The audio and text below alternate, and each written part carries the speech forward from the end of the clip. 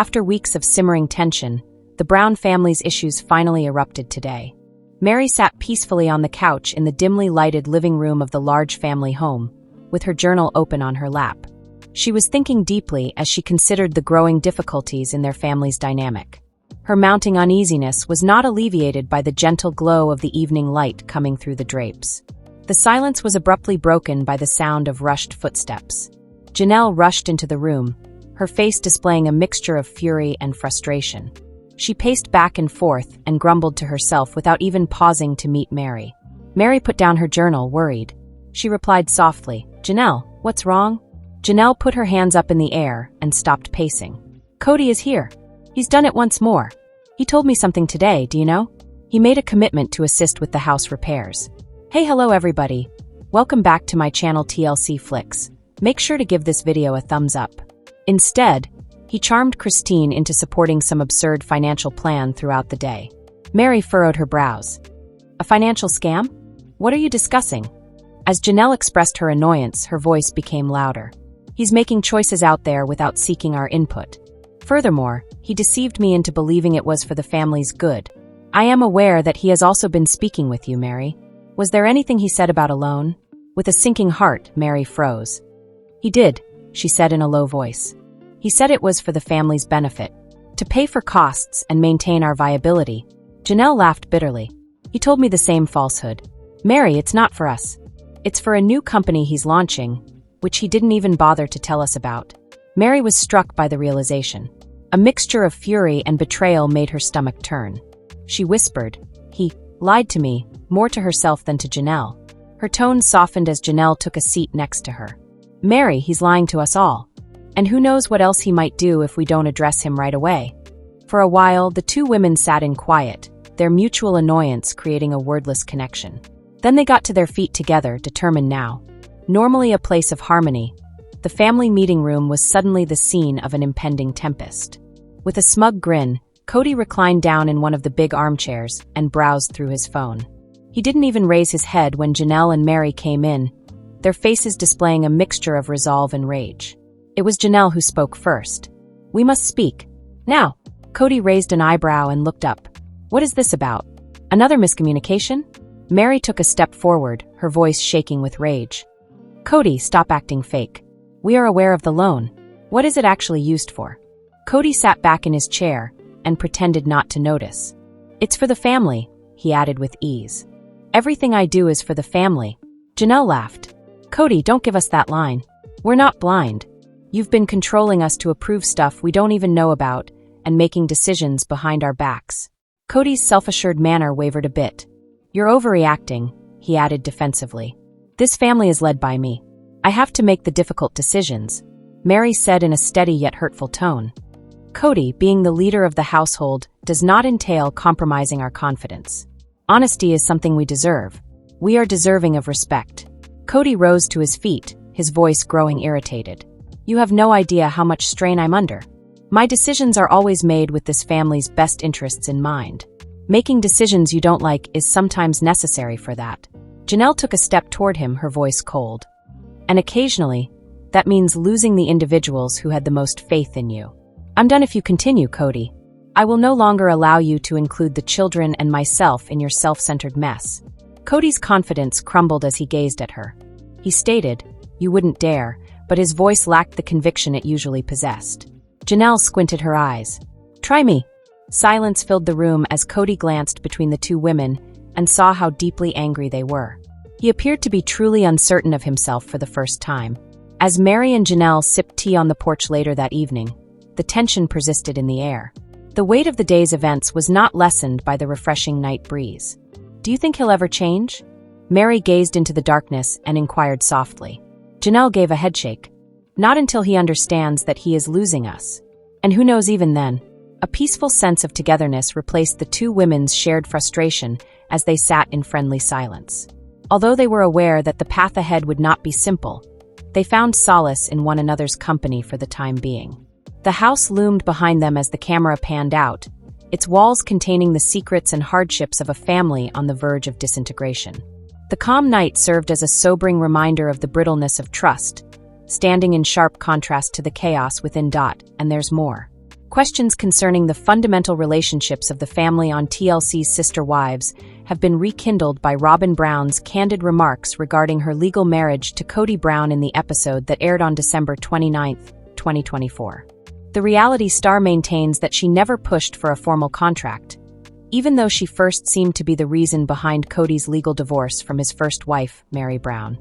She used the following terms to describe and allude to her prior divorce experience and the emotional toll it took on her.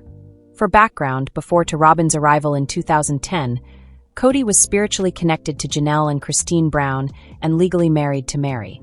In order for Cody to adopt Robyn's children from her previous marriage, which would have required a new legal spouse, Meri willingly divorced him. Robyn has since asserted, nevertheless, that she did not plan the choice or think it was essential for her position in the family. Meri's desire to sever her legal connection with Cody surprised her fellow wives at the moment. For example, Janelle said she was speechless when she heard Meri's proposal, while Christine implied Robyn had subtly prepped the family for this kind of situation by bringing up other polygamous families that had done the same. However, Robyn appears to vehemently deny giving any clues and denies any claims that she planted the notion. No matter how the Brown's tale develops, Robyn's explanation raises more general concerns about how diverse families remain together in the face of shifting emotional and legal conditions. Viewers will have to wait and see if Robyn's claims that legal documents aren't everything, particularly for a spiritually motivated marriage, will save any hope for a future that formerly centered on the notion of numerous women, a single husband, and an apparently indestructible family bond. The question yet stands: will Robyn's observations and Cody's changing marital structures totally reshape polygamy in the public consciousness, or will they only highlight the fact that all families, no matter how they are put together, must change in order to survive? Robyn maintains that a legal marriage never guaranteed her a preferred position, despite the common belief that it establishes a hierarchy. She believed that the new arrangement did not provide her special status, but only made it possible for Cody to legally be acknowledged as the father of her children.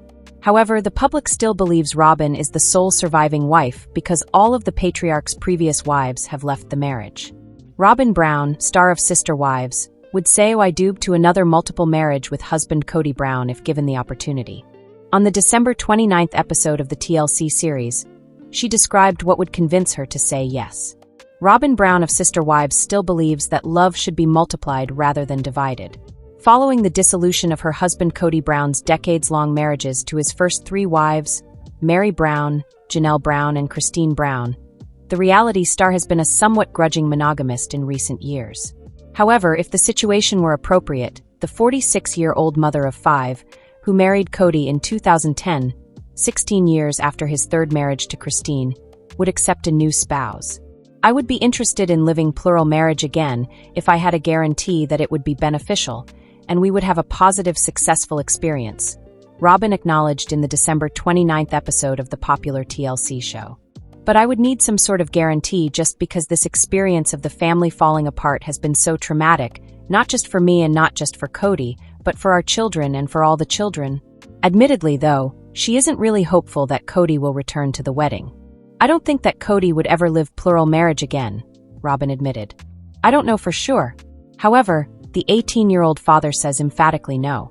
On the December 1st episode of the series, Cody adamantly stated, I would never want to do polygamy again, arguing that it destroys emotional closeness. I truly desire an intimate, emotionally vulnerable connection with a woman, and polygamy won't give you that. It makes everyone defensive. Robyn is still struggling with the idea of monogamy, even though he has come to appreciate its benefits.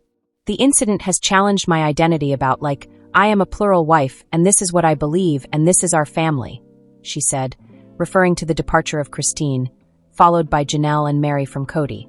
That was such a big piece of who I am. She acknowledged that she is now having difficulty defining herself. Never pictured myself as a monogamist, Robyn said. Never thought it'd be just Cody and I. I feel like this piece of me just got ripped away, Robyn expressed, and now I'm just not quite sure what to do with what's left, despite the possibility that the ex-salesman could be her soulmate. Check out the other revelations the Sister Wives star and her co-stars have made this season. Her confession is not the only one. Shortly after their 1990 vows, Cody Brown stated that he was prepared to separate from his first wife, Meri Brown. However, Meri revealed in the September 15th premiere that he led me to believe that he would work on things by saying, "Oh Meri, when we move to Flagstaff, this will be a good time to have a new beginning for us," referring to their 2018 move. He has been doing this for a very long time. Her primary complaint, she stated, is his lack of communication and how he really felt, and what he really wanted, or what he really didn't want, and the story that he's been telling for all these years. I'm like, why would I do this? Kody said that there might have been mixed messages, but only because he was working on the situation. I would not court and date her now, he clarified. In any case, when Meri finally pulled the plug in early 2023, her pals were ecstatic. They say, "All right, we're backing you and here for you." Blinders off, she now feels that he had been trying to get her to leave for years by claiming he didn't love her. Because if he can push me out and I leave, he's not the bad guy because he didn't walk away. And it's about damn time, she said. In the season premiere, Kody admitted that he was ready to let the dream die years after the family bought the 14-acre plot of land in Flagstaff, Arizona, on which they intended to build.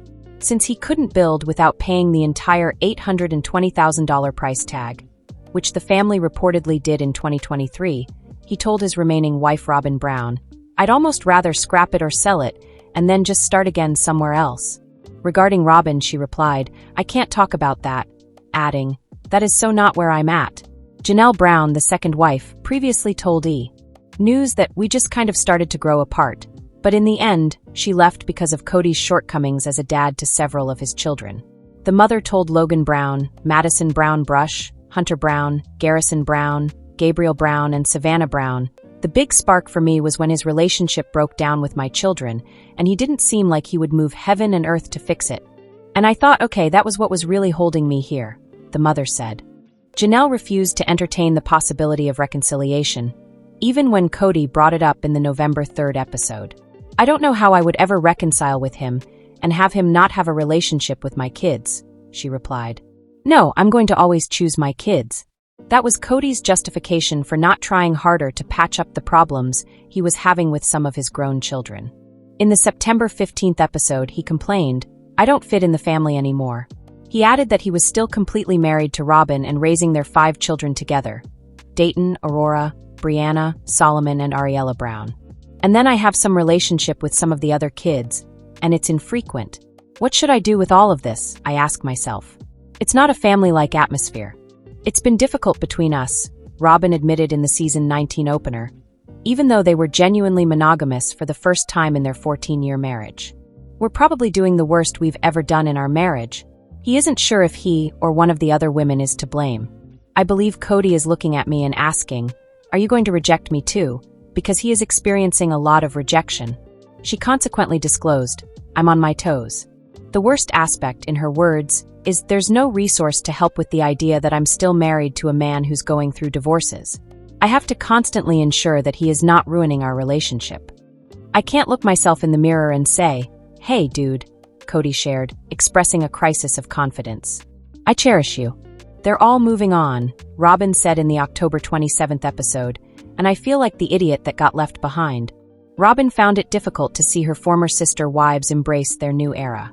"I know that Maddie has not had any conversations with her dad," Janelle said during the premiere, adding her oldest daughter Madison to the list of children Kody isn't currently seeing. "He's not called, she's not called him, and she doesn't have any relationship with Robyn. She has essentially dismissed both of them." Kody's shaky relationship with Maddie's children, Axel, Evangeline, and Josephine, is the problem, according to Janelle. She doesn't really want him to have any contact unless he can commit to it. Because of this, Janelle revealed on the September 22nd episode that when the family started to really dissolve, Kody did sort of cut off communication with Maddie and her husband Caleb Brush, whose sister was married to Kody's brother. She has felt like it's probably better if they don't know about him until he can be consistent and show up and not be dramatic, Janelle continued, adding that Maddie has been mama bear to the extreme since Kody hasn't been calling or visiting. Robyn added that she has been pushing Kody to make amends, but she also stated, "I think the kids should be doing the same thing, too." Kody, however, seems unprepared to mend the split for the time being, complaining that each time he spoke to his daughter, it was a fish for gossip and I got tired of it. He was alluding to the fact that he never loved me and he felt like he had to marry me, Meri revealed in a conversation with her friend Brandy at the September 15th premiere, while celebrating their 32nd anniversary. And I said to him, I said, "Cody," I said, "I know you loved me." In a confessional, Leon Brown's mother asked why he ever proposed if he didn't. When a single young man meets a single young woman, why would he choose to marry her and just affirm and force love for her when he didn't love her? She pondered. To choose me out of a crowd and say, "I chose you to try to force myself to love for the next 32 years, is incredibly cruel. In his own confessional, Cody responded, "Oh, Meri has her little allegations now. All right, she is free to say whatever she wants. I will refrain from commenting on it." He would, however, admit that they never relished their honeymoon. During the October 20th show, he argued, "This marriage was on the rocks the entire marriage." And how would I know that? Because my relationships with Robyn, Christine, and Janelle were so much better. Even though he acknowledged that he should have gotten out of the relationship 25 years ago, he remained because he was afraid, saying, "Leadership will never allow you to marry again if you're discarding wives."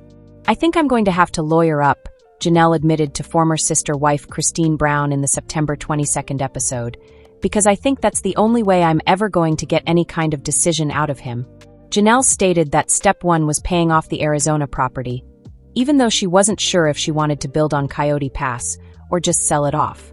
Without a valid marriage to Cody, Janelle admitted, "I really have no legal rights to make any kind of claim on Cody's property." In her own words, "It's not like I'm just calling a lawyer and saying I need to divorce this person. No, there isn't a legal marriage, which makes things quite difficult." Cody claims that he no longer trusted Janelle, which is why he didn't discuss their Arizona property with her. "We will pay off the property when the time comes," he maintained during a confessional in the September 22nd episode, adding, "And I'm not giving you any details about what I'm doing or whatever, because I'm tired of disclosing information that goes through the gossip mill of our broken family."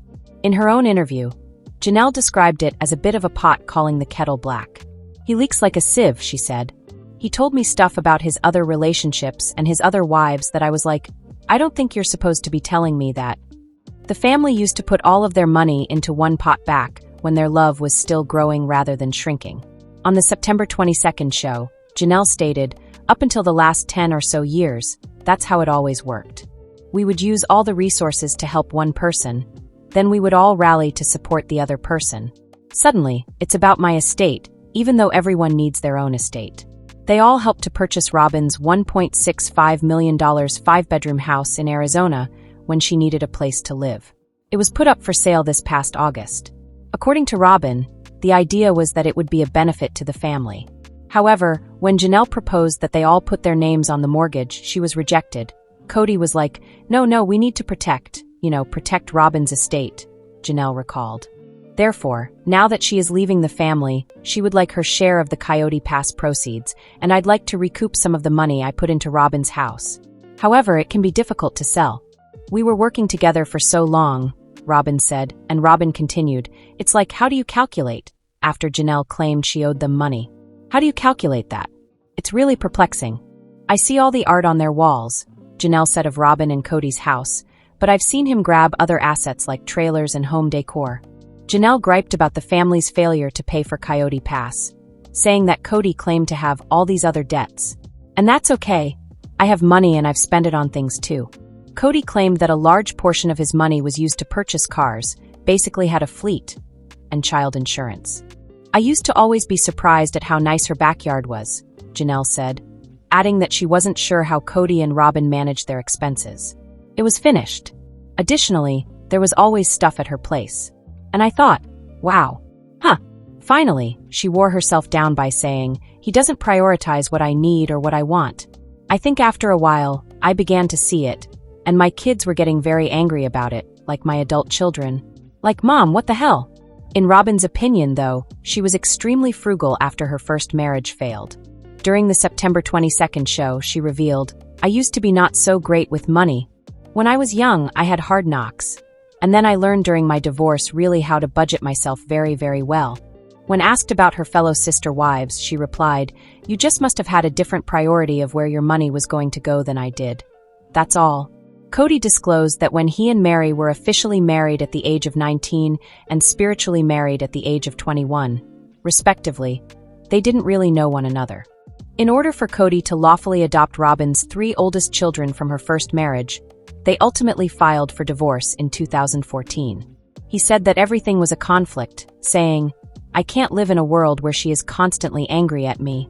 When we got married, she was very different, and I think just there's some baggage that Meri had that I didn't know about," Kody explained. "At first, I felt like I could live with it. However, he was unable to leave. According to a man in a plural marriage," Kody stated, "he cannot ask for a divorce if he wishes to remain true and in his beliefs. It is not permitted. I therefore couldn't leave that relationship. I didn't necessarily want to end the connection, though. I wanted to know if it was something we could fix and save." Kody added, "She wasn't nice, she wasn't fun, she wasn't kind, and she wasn't interesting. This is why he stated to Meri that he thought they would work things out. I'm bored and trying to be curious with her. But I didn't kick me out," he said, acknowledging that he could understand Meri's sense of abandonment. "Meri, Janelle, and Christine all decided to have me leave the house. Meri requested an official separation, known as a release, from their church in late 2022, even though Janelle and Christine believed they didn't need to divorce Kody because their marriage was never lawful. She clarified in the September 22nd episode that it was through our church when each of us 4 ladies married Kody. Of course, we can't all be legally married, but it was what we called a covenant. Therefore, I believe it would be best to end it as we are not planning to get married, and I don't want to be permanently bound to him if he doesn't want me. And I'm at the point where I think we should simply put this out of our minds entirely." She went on to say that Kody was opposed to the notion because he did not want to acknowledge the authority of the church authorities. Kody clarified his position by saying, "The damage was done so badly that we're not going to reconcile no matter what. But since we are accountable to God, I don't want to be accountable to this church and all their BS. Since it will turn into a quarrel if I become upset with Meri, I'm going to let her go and do what she wants to do. And it took her a long time to comprehend that it had been done and over for years. So I just needed her to leave. It all went bad, it all went south," Christine explained, describing how a text message argument over a 2021 holiday gift exchange grew especially ugly for the 18 Brown children. Kody and Robyn and their kids were on one side, and they wanted nothing to do with Janelle, me, and our kids. And following this text thread, there was a division. But it was never anything about, "We don't want to see you again, we don't want anything to do with you," Robyn insisted, adding that her 3 older children felt the exchange was emotionally unsafe and that they needed to distance themselves from the relationship. It was just about like, "Hey, this got yucky." Gabriel, for his part, hopes they can track each other down again.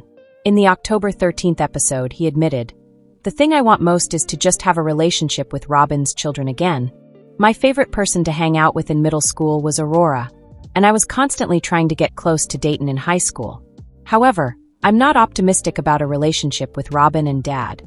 When Aurora's mom married Kody in 2010, she insisted on joining the family, saying, "I have been told directly multiple times by multiple different people that I was not accepted, that I was not their sister, that they didn't consider or see me that way."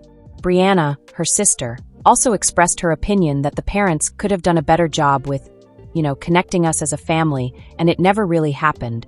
Christine, however, is unsure of how they may have extended their embrace. She ensured that Robyn and Robyn's children were invited to everything. "I would just say, just come into the house anytime you want." She also mentioned that Michael T. Brown Padron lived with Robyn's children for a while, and that her daughter Isabel Brown was very close to them. "There were hard times and my kids were frustrated, but they always considered Robyn's kids their siblings just the same." Lashing out at the autonomy she received through multiple marriages, when it's functioning correctly, you have this amazing family unit that you're part of, a community that you're plugged into. You have a husband and you have a great relationship with him, and then you have everything, right? And then I have all my independence. So to me, plural marriage really was a really great arrangement. But Kody would never again say, "I doomed to polygamy." "Polygamy kills emotional intimacy," he said in the episode that aired on December 1st. "I truly desire an intimate, emotionally vulnerable connection with a woman, and polygamy won't give you that. It makes everyone defensive." According to Janelle, once the family moved to Arizona from Las Vegas in 2018, Kody found it more difficult to split his affections. "I'm really tired," she said on the September 29th show, adding, Kody found it a lot easier to be away when he moved to Flagstaff. "A couple of times I had to remind him that he needed to come to my house." She also revealed that he would try to beg off because he was fatigued. "You can rest at my house just as much as you can at Robyn's house," I said. The problem for Christine's children, however, was that they saw that Robyn and their dad were a couple, and he wasn't in our home. Janelle described the separateness her brood felt with Robyn, saying, "My children were scolded if they would open up Robyn's fridge." Robyn added that her crew was aware of the division. Meri, across the board, was very accepting of my kids and I, but the rest of the family really struggled to accept my kids and I, she said in the episode on September 29th. All we wanted to do was be a part of this family. However, Gabriel would contend that he and his siblings made a concerted effort to include them. In the episode that aired on October 13th, he stated, "I believe Robyn has a victim complex. I mean, to put it bluntly, and I don't necessarily blame her for that. I think that different people do, devise different strategies to keep themselves afloat. Let us know in your comments. And stay tuned by subscribing our channel to get more updates like this. Thanks everyone.